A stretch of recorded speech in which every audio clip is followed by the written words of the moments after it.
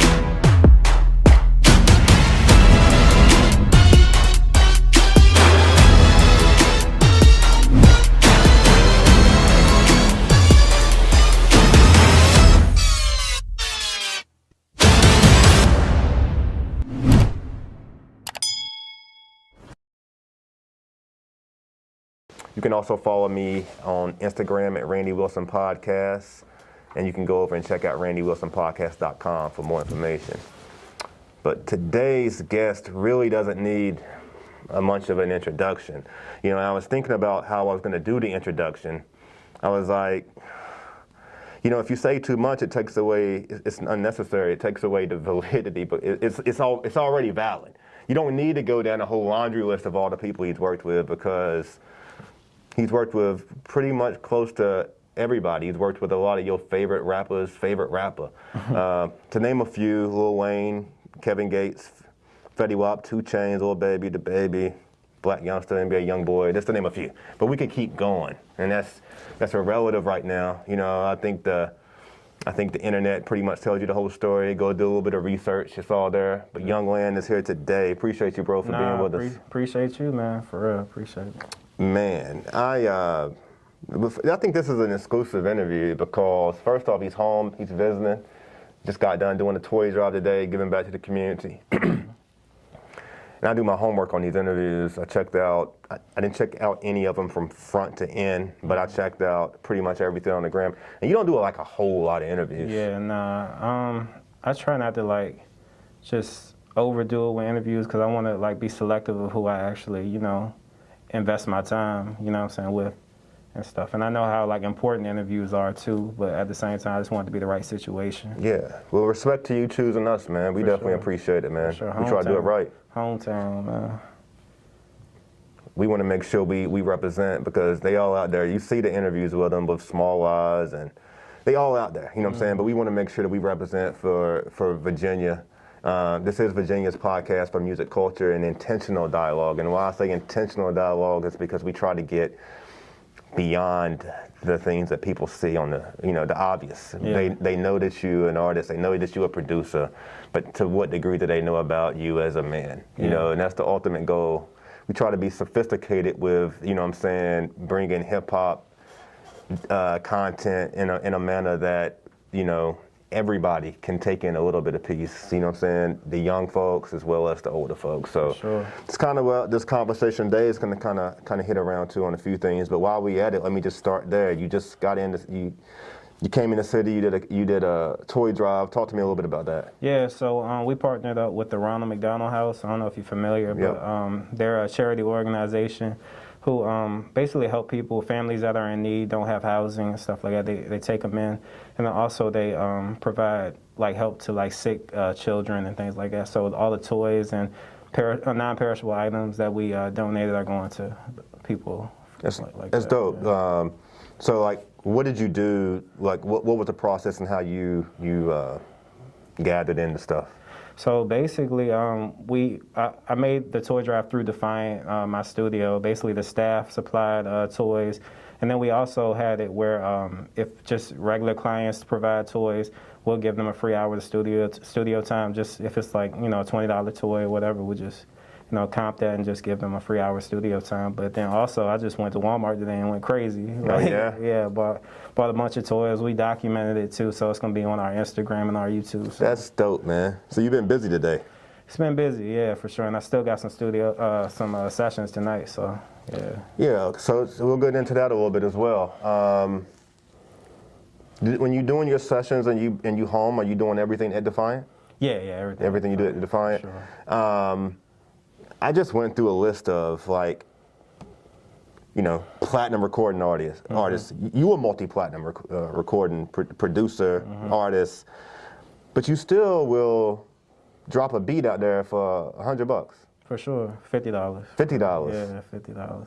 I just I always knew the struggle. I always understood it. You know what I'm saying? Because I remember being that kid, not being able to buy or pay for an artist to get on my beat and stuff like that. And I remember paying for studio sessions for artists to rap on my beat. You know what I'm saying? So I always know the struggle and the grind it takes.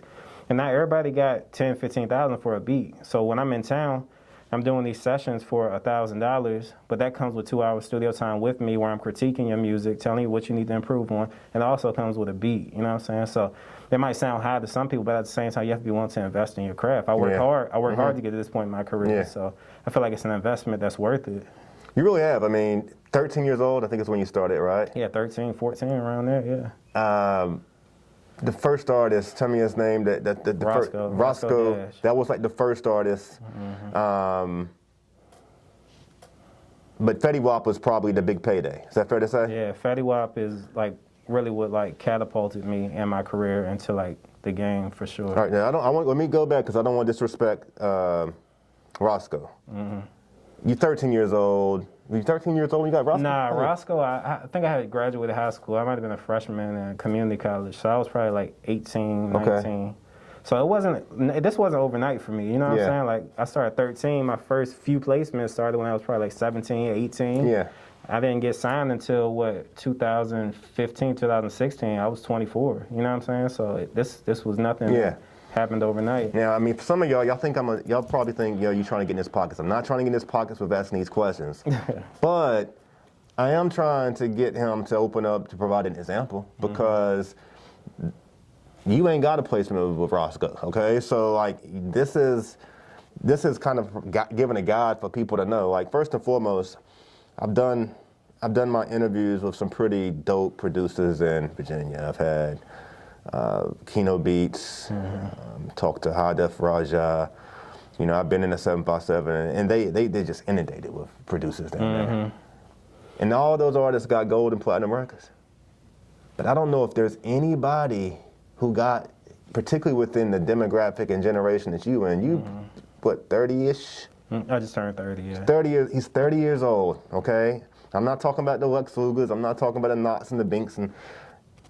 I ain't talking about them. And they got some stuff, but he's got some stuff too. You know what I'm saying? He's competitively in there. I don't know if there's anybody. You kind of in a league of your own when it comes to Virginia. Is that fair? I'll say Nick Mira. Other than Nick Mira, I say we probably I say we 1 and 2 right now when it comes to placements, major placements.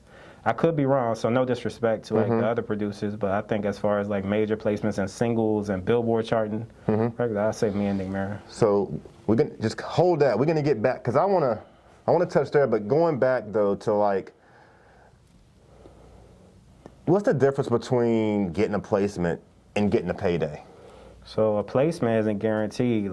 You can have somebody recording your beat and stuff like that and get it placed.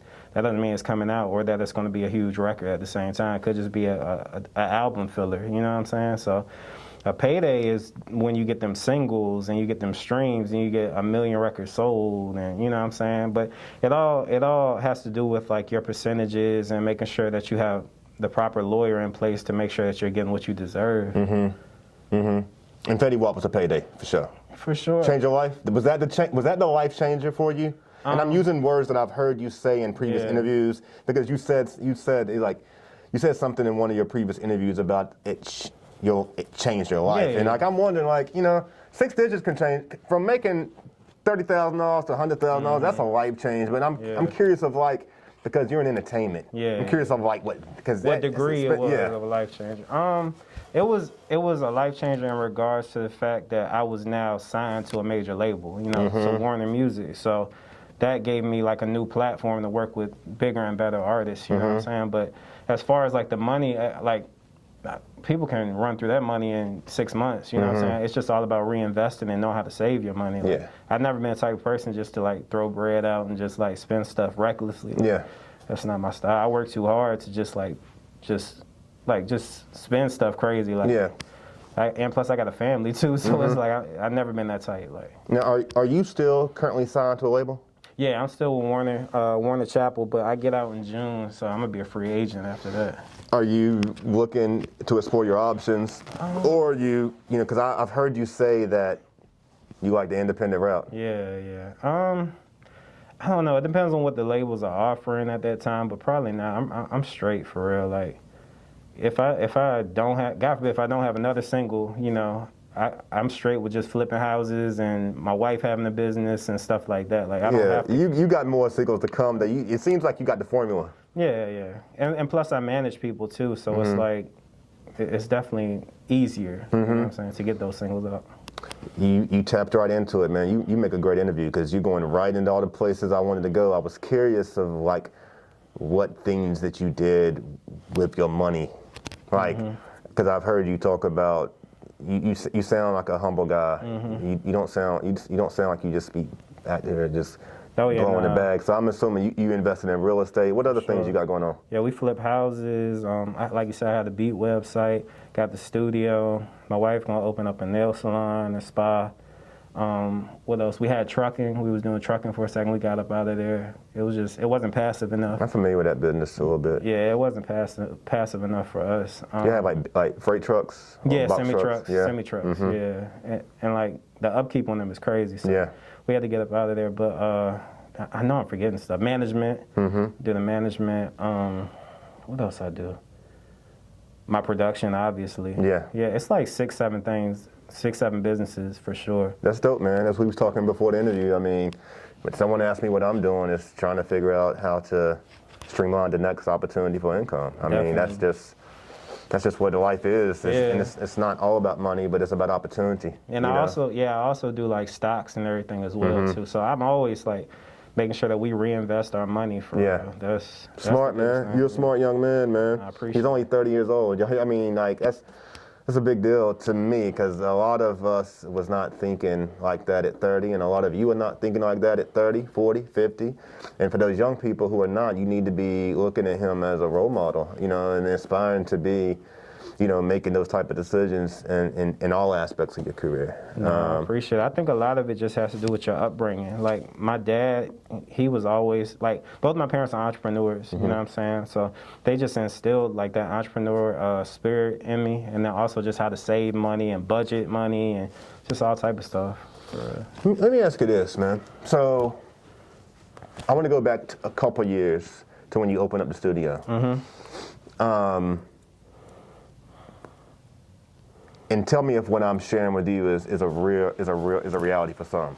I personally wasn't familiar with you, but I remember everyone saying Yung Lan's opening the studio and Yung Lan's opening the studio, and I was like, all right. Everything I'm hearing sounds super dope because it sounds like this super successful producer, recording artist is coming home to open up a studio to provide, you know, an outlet for local artists, and not just local, but artists who may be coming through the city. Because that's kind of how I've gotten in the studio. When artists have been coming through, they hit me up like I'm gonna be a Defiant, dope. So like, I understand it all, right?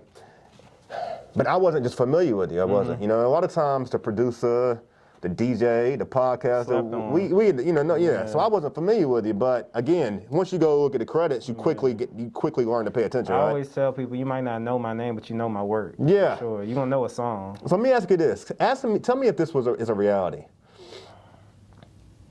because you've spent some time in Richmond, Cumberland, and different parts. From your perspective, was everybody like all of a sudden like pretending like they knew you? Or like, was it like what was the introduction to you in the city and people who may have not known you, or was everyone just like flocking like, because I seen it. Like from the outside looking in, like everybody was wanting to be recorded Defiant. Everyone wanted to be a Defiant. It was Defiant was everything. Yeah. But I'm wondering myself, like, do y'all really know this guy? Yeah. Like, do y'all really know him? Because he's out here doing his thing. He's making money. He's out here working in the big league. You know what I'm saying? Like, I was curious, like, how close was the connection between you and your artistry and your work and the city? I would say. Or was everybody just, you know, trying to get hop in? on the bandwagon? Basically. I would say people believed in my ability to like be successful and stuff. But once it really happened, it really opened up people's eyes, and now people are like starting to be like, oh yeah, Lan, like I went to school, blah, blah, blah, but you ain't never talked to me in school. You know what I'm saying? We won't even cool in school. The reason why I'm curious about that is because you were an example of someone from the city who's made it. Yeah. And everyone always says that when it comes to Richmond, it's like people got to love you elsewhere before Richmond will love you. And I was curious, did Richmond love you first? Nah, Atlanta loved me first. Like the artists in Atlanta were definitely using my stuff first. And then once I moved out to Atlanta in 2015, that's when like I came back home and I was doing the sessions and people were starting to like really like start coming to me for work and stuff. But before then, wasn't too many people rocking with me. Like the only person like who I'll say like really rock with me heavy and still rock with me is my boy V-Dot. Like for real, I brought him here today. Shout out V-Dot, he in the room. Yeah, like he hosts at clubs and stuff, and like he just used to like play my singles, like stuff I would produce and stuff. And just to see somebody like supporting me and showing love like that, like when I'm coming up, I was like, damn, like this shit means a lot to me. You know what I'm saying? Like, so yeah, that shit meant a lot. That's what's up, man. I was curious because from the outside looking in, I was thinking like, hold up, now this is Richmond's own. Like one of Richmond's made it, and Richmond's showing love. Yeah. But I didn't know if the love, your career goes back so far. You know what I'm saying? Like. I feel like the love is definitely genuine because I don't try to be an asshole. Like I be humble. I show love to people. I try, like even if a person can't afford a session with me, I'll be like, "What's your budget, bro?" I'll try to work with you as best as possible. You know what I'm saying? Like, it's been situations where like I'll collab with people and I'll get them placements and stuff like that, and I still split it evenly. It don't matter. Like I'm not one of them people like, oh yeah, I'm a bigger name, so I'm gonna take a higher percentage of. I try to show love to everybody because at the end of the day, I know what it was like coming up. You know what I'm saying? I just don't understand why people be like that in the industry. That shit is lame to me. You definitely a very humble guy, and I'm gonna speak to something I saw you do recently, and I thought that you handled it the same way as you conducting yourself in this conversation now.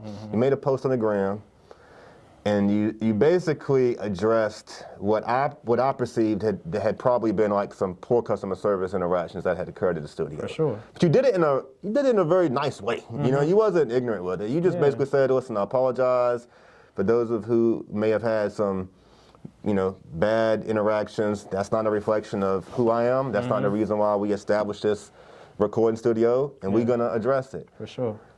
Tell me why you went to the gram with it, and can you kind of give any more color to like what the issue was and how are you changing it going into 2022? Yeah, so which by the way, I've never had a bad experience at Defiant. Appreciate it. So yeah, basically it was just like several complaints I was getting about the studio like when I wasn't in town. And you know, I live in Atlanta, so I'm not here but so much. I might be here maybe once or twice every month or two, you know what I'm saying? So but it was just complaints I would receive, and like people were just saying like the staff was not professional, and I just started to see like a dark cloud over the studio, and I'm like, this is my brand. This is something I brought to the city to give back. You know what I'm saying?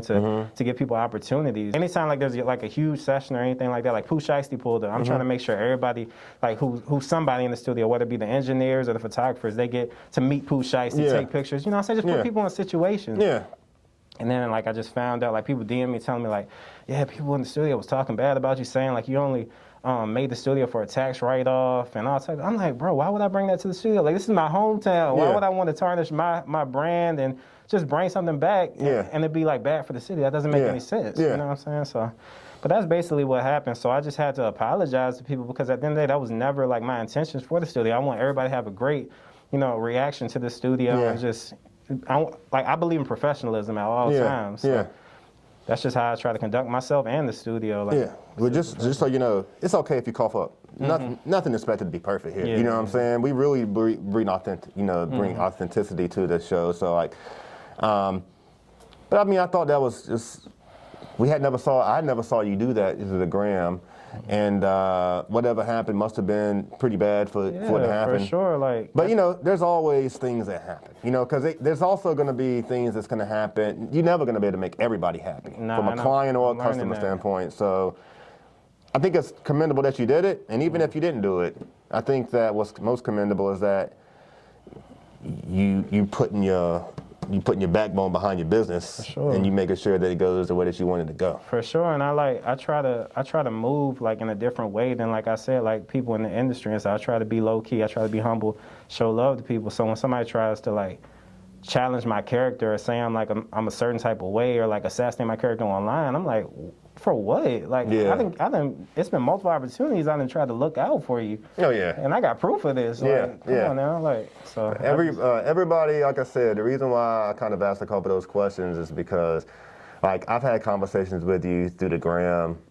This is like the first time I think we formally are meeting. I've been to the studio a few times, but you know, like, a lot of people be acting like they know you. You know what I'm saying? And like, I know that it can't be like that. You know what I'm saying? I feel like a lot of people in the city, in my opinion, I ain't gonna say a lot. Let me not say a lot. Let me just say there's people that I feel like because they may do a little work in the studio, you know what I'm saying? They'll use it in a manner like, because I mean, it's your studio, it's your house studio. There's a few studios, you know what I'm saying, that are signature, but you the only one that got all these records at the end of the day, you know what I'm saying? And people gloat and clout chase. It's just what it is. Yeah, that comes with the territory, but you know, I don't take it any type of way. At the end of the day, if people want to say that they my best friend or they know me, you know, it is what it is. It comes with the territory, like I said. Who are you inspired by coming up in the city? Was there any artists or producers, whether they was, I mean, I know that you was inspired by Kanye West. We'll talk about it a little bit, because I'm curious in regard to how you see him now.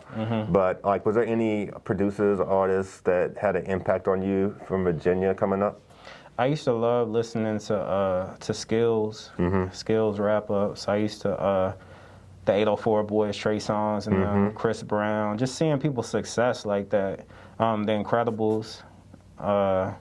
It's a lot of people, honestly, but not even necessarily just Richmond, but the whole Virginia. Like when it comes to Pharrell, Missy, you know, Teddy Riley, Timberland. You know what I'm saying? Like all that stuff was super motivational and inspiring to me because I was like, damn.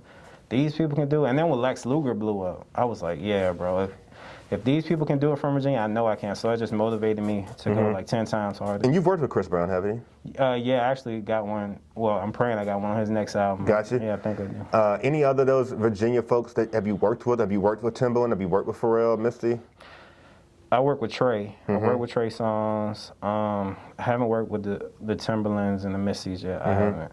Nah. Do you desire to? For sure. Yeah? For sure. Yeah, that'd be interesting. Yeah. I mean, how do you describe your, like your beat, like your whole vibe? Like, I mean, it's to me, it is something. It's like, I've heard a few. It's a new vibe, and I don't know how to describe it. Can you describe it? I'll say like my main thing is like melody. So I'll say like melodic trap is more so like my lane. Like the guitars, the flutes, like the heavy drums. That's really like my lane, melodic trap. It surprised me, you know, I'm going through it. Recently, I saw, when you dropped the Hood Baby video, for me, that was the first time that I was familiar with you actually doing music. And then I went through the YouTube and I started seeing other songs that you done. And you started out as a rapper. Yeah. How close do you hold rap to you right now? Like, because you can't take away, producer is just who you are regardless. That's how the world, but like, how committed are you to making music? Every time I'm in the city, I record a song or two for real. Yeah, I love making music. Honestly, like I said, I started out producing for myself because I was a big Kanye fan. He was producing his own beats and stuff and rapping on it. But then ultimately, like I just started, I went full-fledged with the production. I kind of fell off of, like I fell back from it, but I probably got back into rapping once I built Defiant. That's when I really started recording again. I was like, shoot, I got a studio. I might as well like utilize it and start rapping again. But I take it pretty seriously. It's just like sometimes I'm a tough critic on myself, and like I have such high expectations for my music, and I know I'm capable of making big records because I know the sound. I know what's going to win. You know what I'm saying? I know I got good records. it's just like hard getting people to believe in you when you're already a producer. It's hard to break out of that box. I thought about it. I'm not surprised that you say that. The reason why is because I was listening to your songs and I was wondering, does he ever struggle on if he wants to keep a song or give a song? Because like the Hood Baby, for example, that one is another one. I like it. It's good. And to me, when I'm listening to you, just like, I could see him giving this to artists that's already blown up crazy. For sure. And this song would probably go even further. For sure. You struggle with that? Nah, I actually have like gotten placements for writing too before. So. Oh, I just assumed. I mean, I assume you was a yeah. But nah, like if I want to keep it, I keep it. If at the end of the day, I'll take a placement. Your writing skills seem strong to me, though. That I mean, I'm obviously the producer, but I thought you wrote a lot of songs. Am I wrong with that? No, I've gotten probably like 2 placements with writing. You know what I'm saying? But most of the time, I say my first priority is getting a placement. Like if Lil Baby hit me and he's like, hey, like, you know, I want to use this record, you know, for example, I would definitely give it to Baby before holding it for myself. It's more money in the writing than the producing? See, I'm not sure. Yeah. I'm not sure. I just, like I said, I only did 1 or 2, so I'm waiting on them checks. Yeah. The song just came out recently, but most writers don't even get paid in advance up front, for real. They just get their royalties in the back end. Yeah, which is crazy. Y'all hear that? I did not know that. It's crazy. So I'll say production is better because you get an advance, you know. But yeah.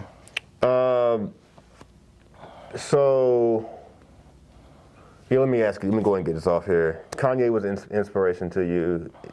Do you still hold him in the same regard? Nah, not really. I don't even listen to his music no more, for real.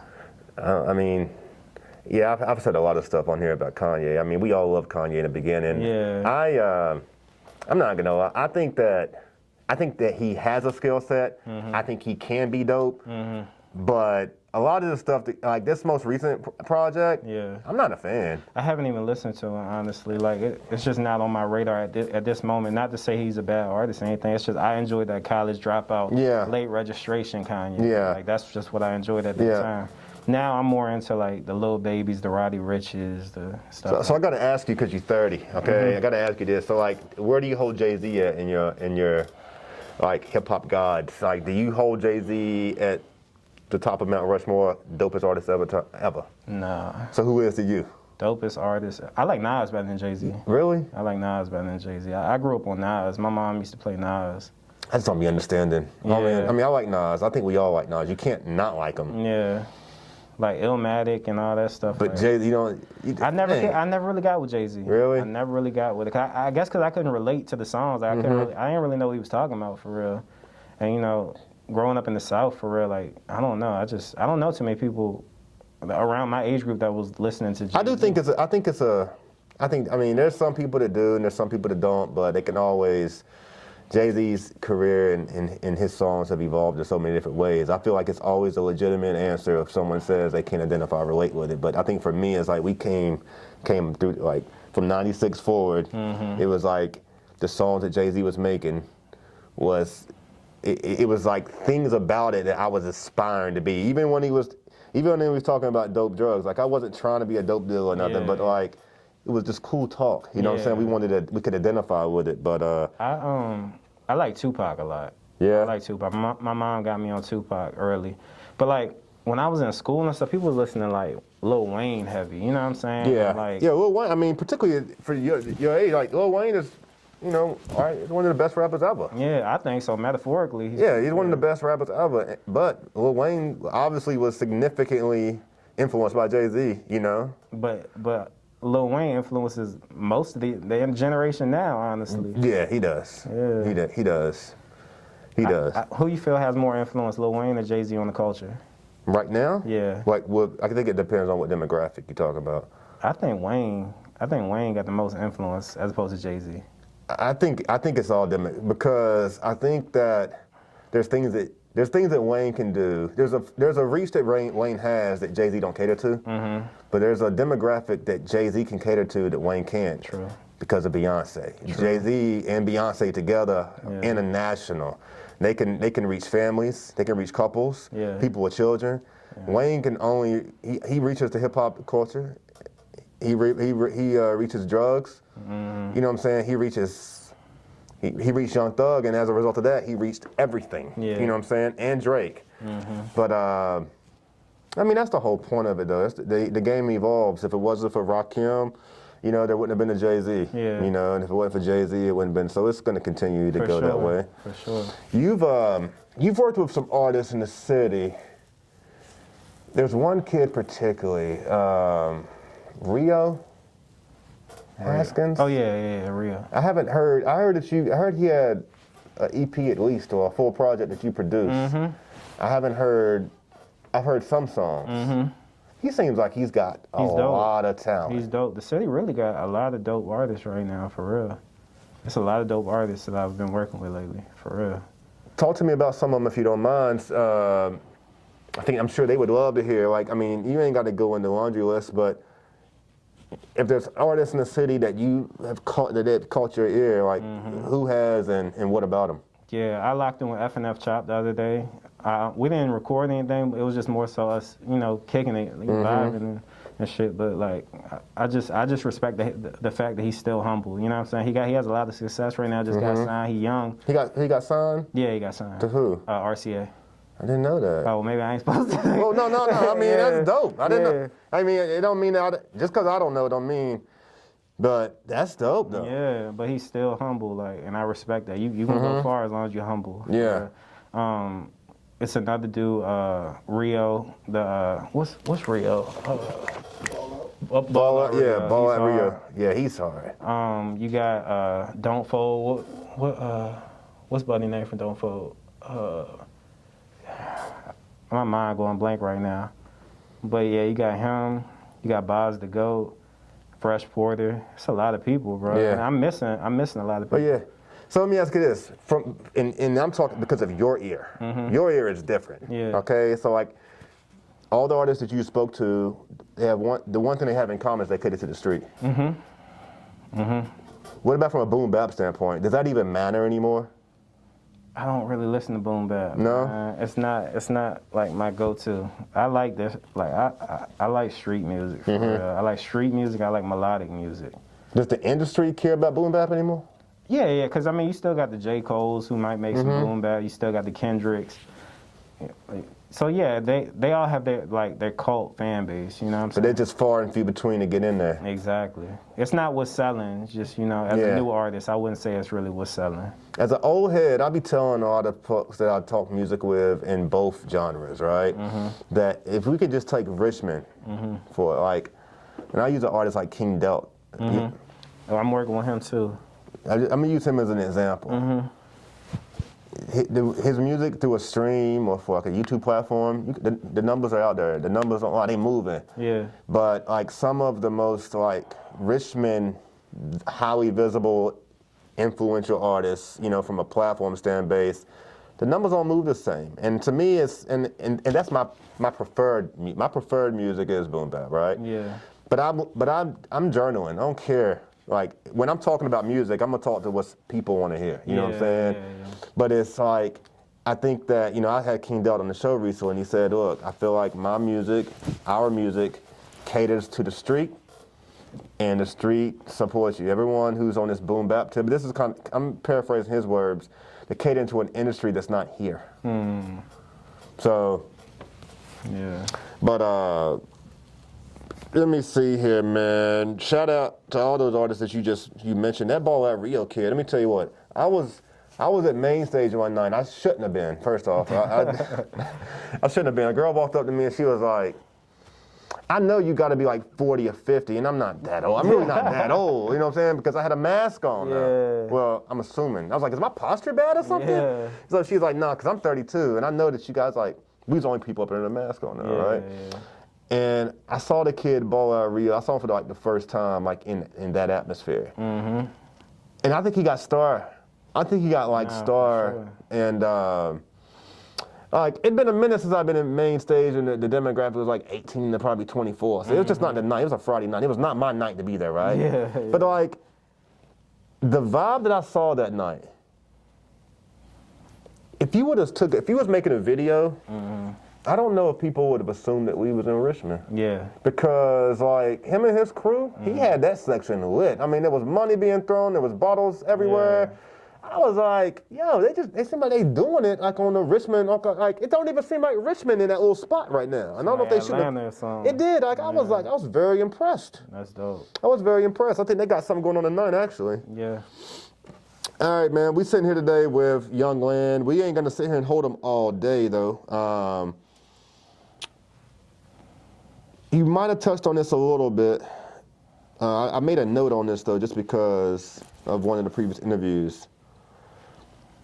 So getting a placement is getting your song on a record. Mm-hmm. How many placements? You answered this question for someone. I didn't get the answer. How many? Someone asked you, how many placements does it really take to get a bag? It can take one for real. It's no number. Or it can take a whole bunch. It depends on. It's all about your representation. You can have one record that changed your life. You can have multiple records that change your life. It all depends. It might have been your guy there, V-Dot, because there was an interview that the Cloud did when you first opened the studio up, and tell me, I might be wrong, V-Dot, but I think he may have said there's 45 ways to get paid. No, that wasn't him. That wasn't him. That wasn't him. Somebody said that. Yeah. Do you remember that? I don't remember. Someone said there's 45 different ways to make money off a track. Oh, okay. You don't know what those are, though? Nah, I don't. Yo, they was probably just capping for the good. I don't know. I need to find them out. We're 45. Yo. Yeah, I don't know. Yo, man. Well, look, man. We glad to have you on the show, man. We appreciate you coming through. We know your time is busy. Oh, no, you know what I'm saying? Good, bro. And but again, I've been wanting to have this show for a minute. Richmond needed this show. For sure. Virginia needed this show. Before we go, though, I'm gonna do some random questions. I'm not trying to be Nori with Quick Time with Slime, but it's kind of the same type of game, man. Oh, no, you good. Where we ask you just like 7 random questions. Cool. And you give us a response without too much thought. Okay, cool. So I know you're a married man now. You know what I'm saying? You got the kids and family. But before that, one kid. But before all that, growing up, man, who's your celebrity crush? And I ain't talking about the girl that was over at like John Marshall or Verona. I ain't talking about any. I'm talking about the celebrity crush because I don't want to cause no problems at home. I think when I was a kid, I used to like Megan Good. Yeah, I did too. Yeah, Megan Good. You a football, basketball guy? I say I'm about even on both for real. I'm not gonna watch the games, but I watch the highlights. Gotcha. So who you rock with? Seahawks. I like Russell Wilson because he's from the hometown. Yeah. And I like LeBron. So wherever LeBron at? Yeah. So you a Laker right now? Yeah, I'm a Laker. She was a Cav once upon a time. Yeah. Okay. Yeah. I mean, I wouldn't say I was a team. I'm more so a player, like a player type. Gotcha. person. Okay. Yeah. All right. What's the holiday plans? I know. Yeah, we was talking about this before the show because I've heard you reference your grandmother a few times. You've paid a lot of homage and respect to her. Is your grandmother still living? No, she passed. Okay, so like, and I think I heard that. So a lot of times the grandparents are like the staple. They're like the rock. For sure. But when you develop the success as a Yung Lan has, I would imagine that you end up becoming that for the family. You're a family-oriented guy. Yeah. So is everybody come to your house for Christmas and Thanksgiving? They all came. And do you get tired of that? Never. They all came down. I do. I ain't gonna lie. Like I don't want. I every now and then. Yeah. I don't mind the family coming. Yeah. But I don't like all the kids. I ain't gonna front. Like I don't like all the kids. See me, I'm real quiet. Like I'm not the biggest talker. So sometimes I just be having to go upstairs and just lay down for a while, give me a little break, cause it be overwhelming for me sometimes. Like all the talking and stuff. But now back to your question. Now, like honestly, nobody can replace like your grandparents. You know what I'm saying? But we are starting to like entertain more and stuff like that. Like for Thanksgiving, we had both sides of our family down there. Christmas, we probably gonna do a small Christmas, just because of COVID and stuff, trying to be safe. But yeah, we starting to entertain more and like just I'm like I said, I'm big on family. You know, I'm a real family oriented person. My wife is also, so we always try to like do things that revolve around both sides of our family. Dope. I had a question on me just now. Damn. Something you said that made me think about something. Anyway, I'll scratch it. Yung Lan, before we go, do me a favor, man. Just a sound bite. Let them know everywhere why they should rock the Randy Wilson podcast. Hey man, whenever you listen to podcasts, make sure you tune in to the one, the only Randy Wilson podcast, the hardest podcast out there, man. Tune in. Yo, you heard that? Yo, I didn't pay him nothing for that either, man. That's not even a placement, yo. To be honest, I don't even listen to podcasts. You're the only podcast I probably ever listen to. For real? Yeah. Well, yo, man, I appreciate that, man. I don't even be tuned in, but yeah, Well, I tuned into yours for sure. It tells me that we doing something to provide good visibility. We only really talk to change makers, truthfully. What's that? Like, oh, you talking about people? Yeah, like, I mean, I like, thought that was a podcast. Yeah, no. I really only talk to change makers and, or people will depend on the budget. It's the same situation. It's like, but like, you know, people who are having an impact on the culture. It's a culture and society-based podcast. We do a lot of music culture, but it's not just music culture. Like I said, you know, next episode is with Senator Joe Morrissey. He listens to Frank Sinatra. Yeah. You know what I'm saying? But why we bringing him on the show is because we believe the information he shares caters to a demographic that we serve. And some people consume information through podcasts. They don't go check out the news. And it's, you know, it's going to bring in new audiences as well. Yeah. So I appreciate the soundbite. B-Dot, man, appreciate you being over there in the room with us today. In the cut. This is the Randy Wilson Podcast. This is episode like 90-something, 92, 91. I forget. We got like 100. They all got numbers. That's crazy. But we getting ready for that 100. So if you have a suggestion on who you think should be the 100th episode, please let me know, because now we're trying to build toward that. And we out.